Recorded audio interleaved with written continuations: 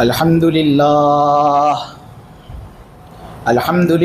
نحمده ونستعينه ونستغفره ونؤمن به ونتوكل عليه ونعوذ بالله من شرور أنفسنا ومن سيئات أعمالنا من يهده الله فلا مضل له ومن يضلله فلا هادي له ونشهد أن لا إله إلا الله وحده لا شريك له ونشهد أن سيدنا ومولانا وحبيبنا محمدا عبده ورسوله الحمد لله وكفى والصلاة والسلام على رسوله المصطفى وعلى عباده الذين ارتضى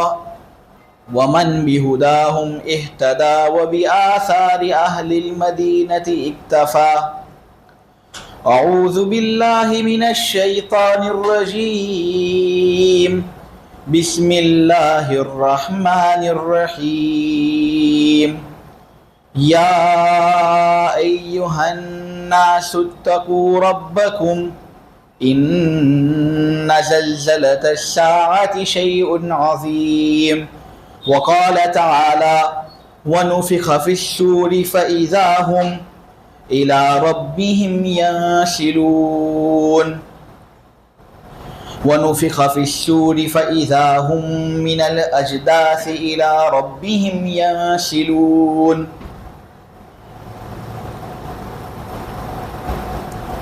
ابھی جس آیت کریمہ کی تلاوت میں نے آپ حضرات کے سامنے کی وہ سورہ حج کی آیت نمبر 1 تھی۔ اس کے اندر اللہ تبارک و تعالیٰ نے یہ بات کہی کہ اے لوگو ڈرو اپنے پروردگار سے اور اس بات کو خوب سمجھ لو کہ قیامت کے دن کا آنے والا زلزلہ یہ ایک بہت سخت چیز ہے۔ یہ دن اتنا سخت ہوگا اور یہ دن اتنا خطرناک ہوگا کہ اس دن کی وحشت کو دیکھ کر جو عورتیں دودھ پلانے والی ہیں وہ اپنے اس بچے کو بھول جائے گی جس بچے کو اس نے دودھ پلایا تھا۔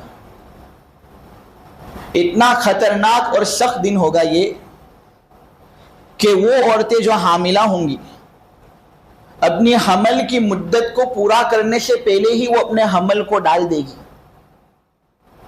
لوگ نشے کی حالت کے اندر دیکھیں گے حالانکہ انہوں نے کوئی ایسی چیز اپنے اندر لی نہیں ہوگی جو نشے کے قابل ہو۔ قرآن کہتا ہے کہ معاملہ کچھ ایسا ہی سخت ہوگا۔ جب نفخہ ثانیہ کا موقع ہوگا اور حضرت اسرافیل علیہ السلام سور کے اندر پھونک مار کر لوگوں کو زندہ کریں گے تو لوگ بالکل بے لباس ننگے ہو کر اللہ تبارک و تعالیٰ کے دربار کے اندر حاضر ہوں گے۔ حضرت عائشہ صدیقہ رضی اللہ تعالی عنہ چونکہ ایک پاک باز خاتون تھی اس لیے فوراً نبی پاک صلی اللہ علیہ وسلم کو پوچھتی ہیں کہ اللہ کے رسول کتنی شرم محسوس ہوتی ہوگی کہ اس قیامت کے دن کے اندر ہمیں بے لباس گھومنا پڑے گا، بے لباس ہمیں اللہ تبارک و تعالیٰ کے سامنے اپنی حاضری دینی ہوگی، بہت شرم محسوس ہوگی۔ نبی پاک صلی اللہ علیہ وسلم نے کہا اے عائشہ الامر اشد ان ينظر بعضهم الى بعض، معاملہ اتنا زیادہ سخت ہوگا، اتنا زیادہ سنگین ہوگا کہ کسی کو فرصت ہی نہیں ہوگی کہ وہ کسی دوسرے آدمی کو دیکھے۔ اس بات کے اندر غور کرے کہ یہ آدمی ننگا اور بے لباس گھوم رہا ہے، معاملہ کچھ اتنا زیادہ سخت ہوگا۔ سورج اس دن 1 میل کی دوری پر ہوگا۔ آج سورج دنیا سے 9 کروڑ 33 لاکھ میل دور ہے، لیکن گرمی دیکھو کتنی سخت ہوتی ہے۔ آدمی اے سی پنکھے کے بغیر تو نماز بھی پڑھ نہیں سکتا، اس کا کمزور جسم پسینے کے اندر شرابور ہو جاتا ہے۔ یہ اس وقت کی بات ہے جب سورج 9,33,00,000 میل دوری پر ہے۔ میرا عزیزو، جب سورج 1 میل دوری پر ہوگا تب اصل وحشت اور اصل دہشت آدمی کو ہوگی۔ مسلم کی روایت ہے کہ اتنا پسینہ لوگوں کو نکلے گا کہ جتنے گناہ کیے ہوں گے نا اتنے پسینے اس کو نکلیں گے۔ کسی کا پسینہ اس کے ٹخنوں کے بل، کسی کا پسینہ اس کے گھٹنوں کے بل، کسی کا پسینہ اس کے سینے کے بل، تو کوئی ایسا بدبخت ہوگا کہ پورا پسینہ اس کو گھیرے ہوئے ہوگا اور اپنے پسینے کے اندر باقاعدہ ڈوب رہا ہوگا۔ میرے عزیزو، یہ اتنا خطرناک دن ہے، لیکن پھر بھی کچھ قسمت والے لوگ، کچھ معزز لوگ، کچھ نیک لوگ اللہ تبارک و تعالی کی حفاظت کے اندر ہوں گے۔ بخاری کے اندر حضرت ابو ہریرہ رضی اللہ تعالی عنہ کی روایت ہے کہ وہ دن جس دن اللہ کے سائے کے سوا کسی کا سایہ نہیں ہوگا، اللہ تبارک و تعالی 7 لوگوں کو اپنا سایہ دے گا۔ 7 قسمت والے لوگ ایسے ہوں گے کہ اللہ تبارک و تعالی اس وحشت ناک دن سے ان کی حفاظت خود کرے گا۔ عام متن اب جو روایتیں اس سلسلے میں وارد ہوئی ہیں میرے عزیزو، اس کے اندر عرش کا تذکرہ ملتا نہیں ہے۔ اس میں یہ بات ہوتی ہے کہ اللہ اپنا سایہ دے گا۔ عرش کا سایہ تو ایسی کوئی بات عام متن روایتوں کے اندر ملتی نہیں ہے۔ اب یہ کہ اللہ کا سایہ کس طرح، تو ہم کہیں گے کہ یہاں پر جو نسبت سایے کی اللہ کی طرف کی گئی ہے وہ گویا تعظیم اور تشریف کے لیے کی گئی ہے۔ جیسے کہ مثلا اپنے کہتے ہیں نا کہ مسجد اللہ کا گھر ہے، اب اس کا مطلب یہ تو نہیں ہوتا کہ اللہ جس طرح ہم گھر کے اندر داخل ہوتے ہیں اس طرح وہ بھی مسجد کے اندر داخل ہوتا ہے، حلول کر جاتا ہے۔ مسجد کے اندر داخلے کے لیے مستقل جسم کا ہونا ضروری ہے، جسم کے بغیر داخلہ ہو نہیں سکتا۔ اللہ کا جب جسم ہے ہی نہیں تو پھر اس طرح کس طرح اللہ کا گھر یہ ہوا؟ تو ہم اللہ کا گھر اس کو اس لیے کہتے ہیں کیونکہ اس کے اندر اللہ کی عبادتیں کی جاتی ہے، اس کے اندر اللہ کی پاکی بیان کی جاتی ہے، اللہ کی باتیں اس کے اندر ہوتی ہے۔ تو جس طرح ایک آدمی اپنے گھر کے اندر سکون محسوس کرتا ہے، جس طرح ایک آدمی اپنے گھر کو دیکھ کر خوش ہوتا ہے، اسی طرح یہ مسجد کو دیکھ کر اللہ خوش ہوتا ہے۔ تو اسی طرح سائے کی نسبت جو اللہ کی طرف کی گئی ہے یعنی حفاظت، کہ جس طرح سایہ گرمی سے ایک آدمی کو بچاتا ہے اس طرح اللہ تبارک و تعالیٰ اپنا سایہ لوگوں کو دے گا، یعنی ان کی حفاظت کرے گا قیامت کے دن کی ہر شر سے اور ہر ہولناکی سے۔ اب جن لوگوں کو سایہ دیا جائے گا وہ 7 لوگ ہوں گے۔ ان میں سے پہلا شخص انصاف کرنے والا امام، کوئی حاکم ہے، کوئی بادشاہ ہے، کوئی پی ایم ہے، اپنی رعایا کے ساتھ وہ عدل و انصاف والا معاملہ کرتا ہے، اس پر ظلم نہیں کرتا، تو یہ ایک آدمی ایسا ہوگا کہ اللہ اس کو سایہ اپنا دے گا، جس دن اللہ کے سائے کے سوا کوئی سایہ نہیں ہوگا۔ اب اس کے اندر فقط حاکم، بادشاہ، پی ایم لوگ وغیرہ داخل نہیں میرے عزیزو، اس کے اندر ہر وہ شخص داخل ہے جس کو کسی نہ کسی درجے کی حکومت ملتی ہو۔ مثلا ایک آدمی کو اپنے گھر والوں پر حکومت حاصل ہے، ایک باپ جو گھر کا ہوتا ہے اس کو اپنی بیوی پر، اپنے بچوں پر حکومت حاصل ہے، تو اس کے بارے میں بھی یہ حدیث ہے کہ اگر وہ ان کے ساتھ انصاف والا برتاؤ کرے گا، بیوی کے ساتھ اچھا سلوک کرے گا، بچوں کے ساتھ برا سلوک نہیں کرے گا، تو یہ آدمی بھی انصاف کرنے والا حکمران ہے، جس کی فضیلت میں نے ابھی آپ کے سامنے بیان کی۔ اسی طرح اگر کوئی سیٹ اپنے نوکروں کے ساتھ اچھا سلوک کرتا ہے، ان پر ظلم نہیں کرتا، بہت زیادہ کام نہیں کرواتا، اگر کام میں کوتاہی ہو جاتی ہے تو بہت زیادہ سر پر نہیں چڑھ جاتا، تو پھر ایسا نوکر اور ایسے نوکر کی جو وکالت اور ولایت جس کو حاصل ہے شیٹ، اللہ تبارک و تعالی ایسے شیٹ کو فضیلت دے گا۔ یہ سب امام عادل کی فہرست کے اندر داخل ہیں۔ ہمارے اسلاف اس بات کی خوب پابندی کرتے تھے۔ حیات الحیوان کے اندر علامہ دمیری نے ایک واقعہ نقل کیا ہے، اس کے اندر یہ بات ہے کہ حضرت عمر رضی اللہ تعالی عنہ شام سے مدینہ سفر کر کے آئے تھے، اور اس وقت یہ بادشاہ تھے، حاکم تھے۔ یہ جب آئے تو قافلے سے الگ تھلگ ہو جاتے ہیں، اور پھر شیئر کرنے چلے جاتے ہیں اور دیکھنے چلے جاتے ہیں کہ میری رعایا کیا کام کر رہی ہے, کیا وہ کسی مصیبت کے اندر ہے یا نہیں. یہ ان کا عام معمول تھا. ان کا گزر ایک بوڑھی عورت کے خیمے کے پاس سے ہوتا ہے. ایک بوڑھی عورت کے خیمے کے پاس سے ان کا گزر ہوتا ہے. اس بڑھیا کو معلوم نہیں ہوتا کہ یہ جو میرے سامنے کھڑا ہے یہ امیر المؤمنین ہے, یہ بادشاہ ہے. تو وہ ان کو بلا کر کہتی ہے کہ بھائی عمر کا کیا حال چل رہا ہے؟ تو انہوں نے کہا کہ عمر عافیت سے ہیں, الحمدللہ ابھی سفر سے آئے ہیں اور ان کی طبیعت اچھی ہے. انہوں نے پھر پوچھا کہ عمر سفر کر کے آ گئے؟ تو انہوں نے کہا جی آ گئے. پھر کہا کہ اللہ ان کو بہتر بدلہ نہ دے. ان کو معلوم نہیں تھا کہ سامنے جو کھڑے ہیں وہ حضرت عمر ہی ہیں. انہوں نے کہا اللہ ان کو بہتر بدلہ نہ دے. انہوں نے پوچھا کیوں, لماذا, آپ کیوں ایسا کہہ رہی ہو؟ انہوں نے کہا کہ جب سے یہ حاکم بنا ہے تب سے اس کی طرف سے مجھے نہ ایک درہم ملا ہے نہ ایک دینار ملا ہے.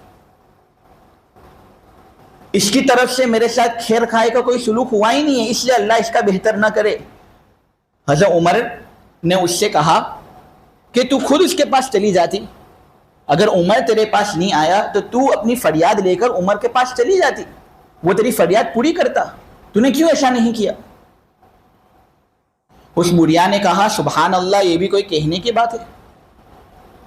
وہ میرا حاکم ہے, وہ مجھ پر ولایت کرتا ہے, وہ مجھ پر حکومت کرتا ہے, اس کے پاس سب آلہ اور اسباب مہیا ہیں جس کے ذریعے سے وہ اپنی رعایا کی فکر کر سکتا ہے, جانچ پڑتال کر سکتا ہے. تو اس کو خود فکر کرنی چاہیے تھی, نہ یہ کہ میں اس کے پاس جاتی. حضرت عمر نے پھر دل ہی دل کے اندر کہا کہ ہائے افسوس ہے عمر, تجھ پر صد افسوس ہو کہ ایک بڑھیا کے اندر بھی تجھ سے زیادہ عقل ہے. تو تو حاکم تھا, تجھے خود خبر گیری کرنی تھی, خیر خواہی کرنی تھی. تو نے واقعتاً اس عورت پر ظلم کیا ہے. تو انہوں نے کہا کہ دیکھو میں عمر کو آگ سے بچانا چاہتا ہوں. جہنم کی آگ بڑی سخت ہے, اس آگ سے میں عمر کو بچانا چاہتا ہوں.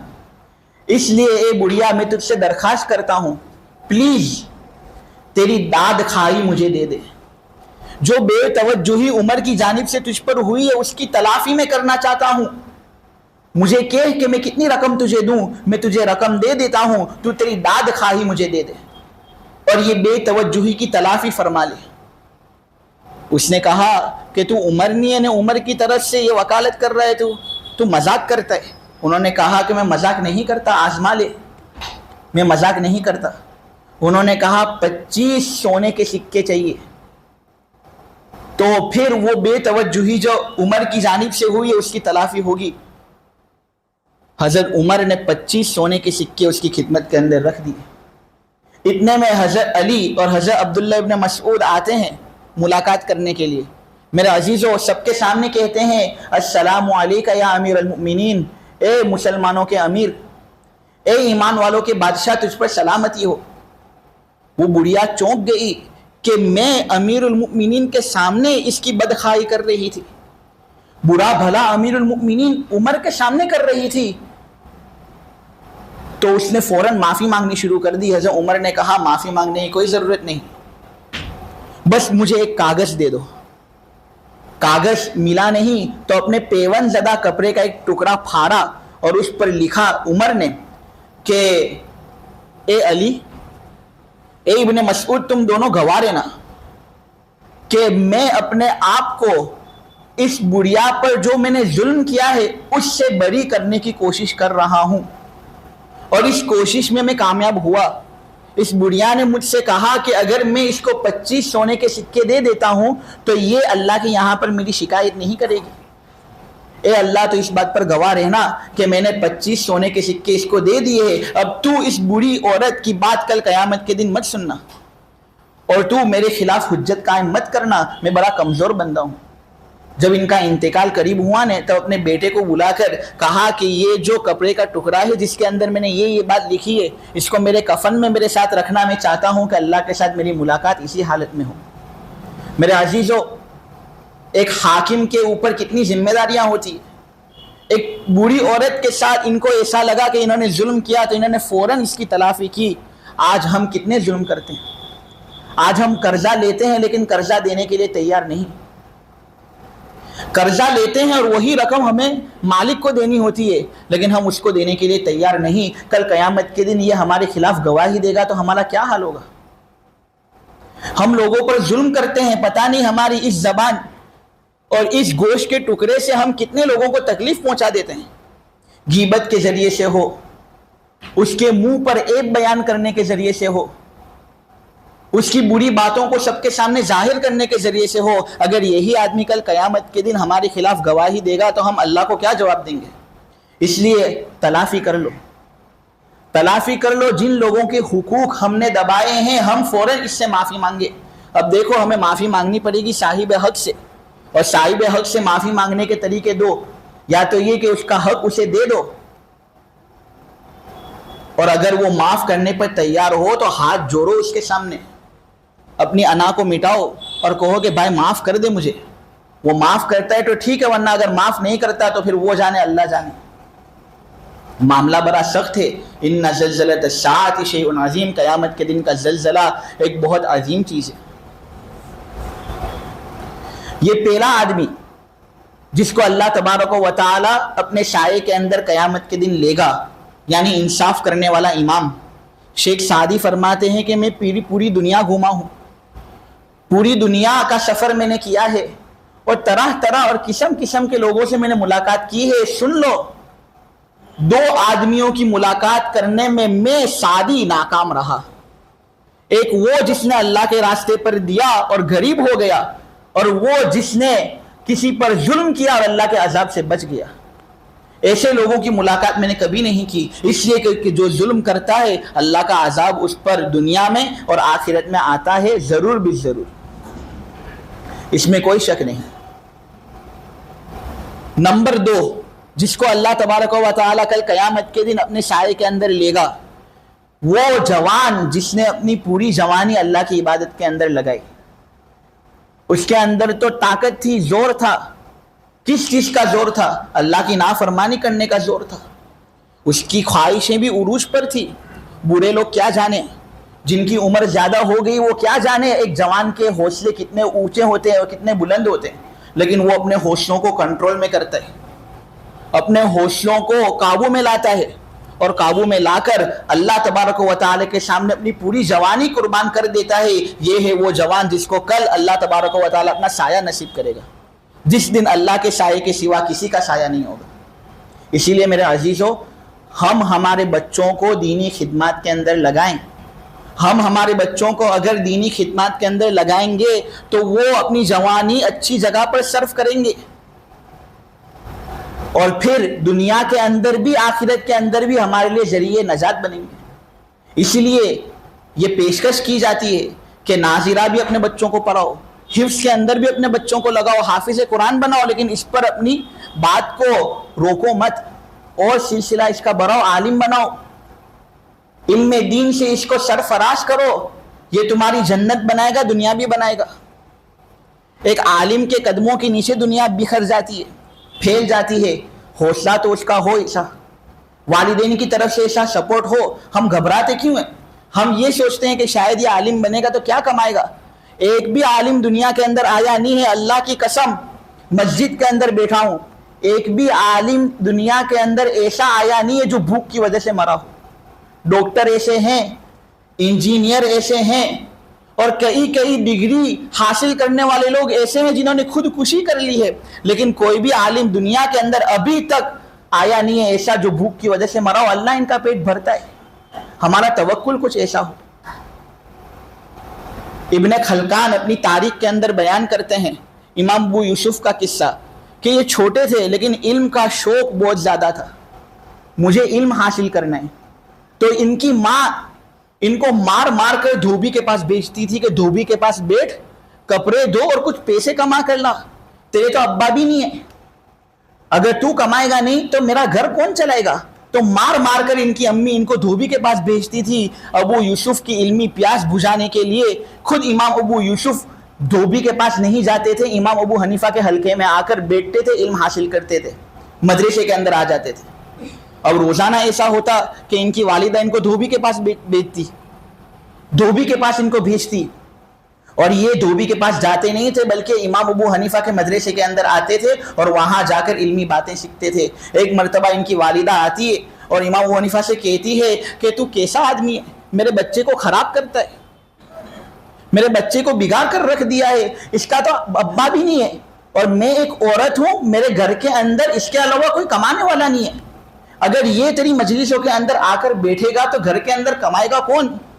امام ابو حنیفہ نے اس وقت کہا تھا اس کی ماں سے کہ اے پگلی، یہ لڑکا تیرا جو ہے نا اس علم کی وجہ سے پستے کا فالودہ پیے گا، اور اس زمانے میں پستے کا فالودہ بادشاہ لوگ بھی نہیں پیتے تھے، اتنی قیمتی چیز ہوا کرتی تھی کہ تو اسے علم سے روکتی ہے، دھوبی کے پاس بیچتی ہے، یہ علم اس کو اتنا اونچا لے جائے گا، اتنی بلندی پر جائے گا یہ کہ پستے کا فالودہ پیے گا یہ۔ اس کی ماں اور غصے ہوئی اور بھڑکی کہ یہ کیسی کیسی باتیں کر رہے ہو، اور چلی گئی وہاں سے۔ میرے عزیزو، ایک مرتبہ ایسا ہوا اور ایک عرصہ گزرنے کے بعد ایک واقعہ ایسا ہوا کہ امام ابو یوسف جو دھوبی کے پاس نہیں جاتے تھے، امام ابو حنیفہ کی خدمت میں آ کر بیٹھتے تھے، بغداد کے چیف جسٹس بن گئے، قاضی القضات بن گئے۔ دنیا کے اندر امام ابو یوسف سے بڑا چیف جسٹس کوئی نہیں تھا۔ اس وقت بادشاہ ہارون رشید نے دعوت دی تھی امام ابو یوسف کو کہ آؤ میرے گھر پر آؤ، ہم کھلائیں گے تمہیں۔ دعوت کے اندر پستے کا فالودہ رکھا تھا۔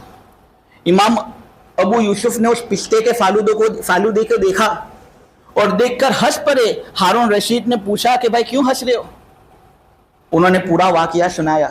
ہارون رشید بادشاہ تھا، اس نے کہا اس بات میں کوئی شک نہیں، اس بات میں کوئی شک نہیں کہ علم آدمی کو، عالم بننا آدمی کو دنیا میں بھی کامیاب کرتا ہے، آخرت میں بھی کامیاب کرتا ہے۔ لوگ سر کی آنکھوں سے برابر دیکھ نہیں سکتے تھے، لوگ سر کی آنکھوں سے برابر دیکھ نہیں سکتے تھے، ابو حنیفہ اس زمانے کے اندر اس نے دل کی آنکھوں سے بالکل صحیح نقشہ کھینچا ہے۔ میرے عزیزو، یہ علم جو ہے یہ آدمی کو اونچا لے جاتا ہے، یہ چیز نیچے دبانے کے لیے نہیں ہے۔ ہمارا بھروسہ اللہ پر ایسا ہو، ہمارا توکل اللہ پر ایسا ہو۔ تو دو لوگ ہیں ایسے جن کو اللہ اپنے سائے کے اندر جگہ عطا فرمائے گا۔ ایک وہ جو انصاف کرنے والا امام ہو، نمبر دو ایک وہ جوان جس نے اپنے حوصلے کو دبایا ہو اور اللہ کے راستے کے اندر اپنی جوانی خرچ کر دی ہو، اس کو اللہ سایہ دے گا اپنا۔ نمبر تین اللہ کا ذکر کرنے والا، تنہائی کے اندر اور ذکر کرتے کرتے رونے والا، اللہ اللہ زبان کے ذریعے سے کہتا ہو وہ اور خوب آنکھوں سے آنسو نکلتے ہوں۔ یہ آدمی اگرچہ اس کو کوئی دیکھ نہیں رہا تھا اس وقت، لیکن اللہ سب چیزیں دیکھ رہا تھا۔ اللہ اس کو کل قیامت کے دن اپنا سایہ دے گا۔ وہ ذکر کر رہا تھا اللہ کی برائیوں کو مد نظر رکھتے ہوئے، اللہ کہ جو کمالات ہیں ان کے اندر غور کر کے وہ اللہ کا ذکر کر رہا تھا، تو اللہ تبارک و تعالی اس کو یہ بدلہ دے گا۔ تین لوگ ہوئے۔ نمبر چار اللہ کے راستے میں خرچ کرنے والا، اور کیسا خرچ کرنے والا؟ چپ کے خرچ کرنے والا کہ دائیں ہاتھ سے خرچ کرتا ہو۔ میرے عزیزو، پڑوسی کیا، محلے والے کیا، اس کے بائیں ہاتھ کو بھی معلوم نہ چلتا ہو کہ دائیں ہاتھ کی جانب سے اس نے خرچ کیا، یعنی خرچ کرتا ہو بھول جاتا ہو، خرچ کرتا ہو بھول جاتا ہو۔ یہ آدمی ایسا ہے کہ اللہ تبارک و تعالی اس کو اپنے سائے سے سرفراز کرے گا۔ چار لوگ ہوئے۔ پانچ لوگ، پانچویں قسم کے جو لوگ ہیں وہ دو لوگ جو اللہ کی محبت کے لیے جمع ہوتے ہوں اور اللہ کی محبت کے لیے علیحدہ ہوتے ہیں، یعنی محبت کرتے ہوں آپس میں اللہ کی خاطر، اور آپس میں ایک دوسرے سے نفرت بھی کرتے ہوں تو اللہ کی خاطر۔ ہمارا یہاں پر جو اٹھنا بیٹھنا ہے، آپ حضرات جو مسجد کے اندر آئے ہو، بیان وغیرہ سننے کے لیے آئے ہو، آپ لوگوں کے لیے ایک خوشخبری ہے۔ میرے عزیز و مفتی احمد خان پوری صاحب نے یہ بات کہی ہے کہ جو لوگ اس طرح مجلسوں کے اندر آتے ہیں، کیا تمہیں ہم سے کوئی پیسے لینے ہوتے ہیں؟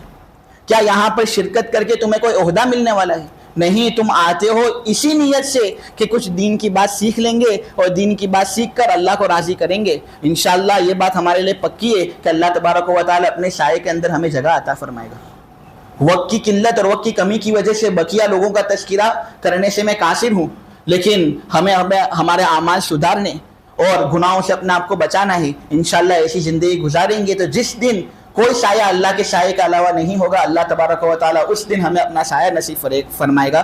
اللہ تبارک و تعالی ہمیں ان مبارک بندوں کے اندر شامل فرمائے۔